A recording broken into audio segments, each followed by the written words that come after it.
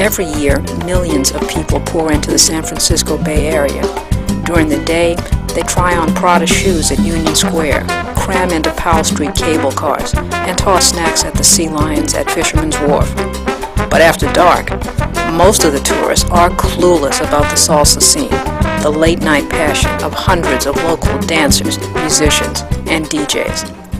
I'm from D.C., and back in the 70s, the big radio stations played James Brown, Wes Montgomery, Motown. But on Saturday afternoons in my neighborhood, Adams Morgan, the Latinos threw open their windows and blasted everybody with Hector Lavoe and the Fania All-Stars. I think it's been a salsa explosion in the Bay Area.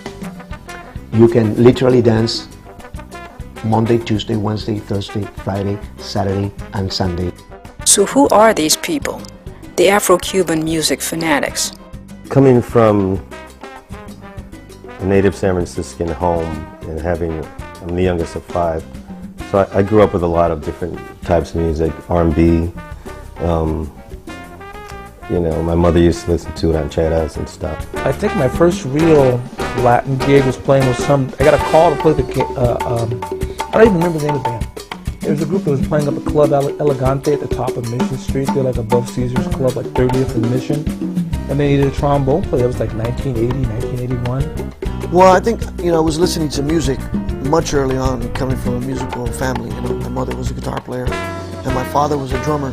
There was a lot for me to be said about the Desi Arnaz show, Lucille Ball, and I couldn't wait to see little Ricky playing. The salsa people are often transplants from all over the world, each armed with his unique culture, spirit, and musical sensibility. Well, I was born and raised in Montevideo, Uruguay, South America, capital of Uruguay, and I grew up listening to Uruguayan folklore music and rhythms like candombe. In my house is always a gran combo sonora ponceña while my aunt was cleaning. Just salsa, and every day. The Bay Area Cuban community may be small in numbers, but its presence is huge in terms of art, music, and dance. World-renowned artists such as Orestes Veloto, Armando Parraza, Roberto Borrell have kept Cuban music and dance at the center of the Bay Area salsa scene. Afro-Cuban music is the heart and soul of what salsa is about.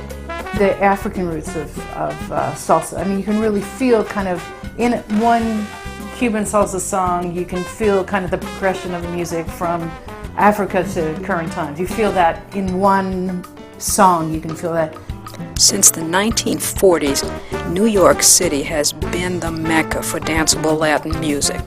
Icons like Tito Puente and Perez Prado whip the dancers into a mambo frenzy at the Palladium Ballroom. But in the Bay Area, we have different sounds, moves, and vibes. I think of everything we do here as being so hybrid. So we have so many we don't have one set Puerto Rican community, one Dominican community, one Cuban community. That's why we end up doing so many, or the possibility of so many different things and styles coming out of this area, because no one has to stay in one camp the whole time.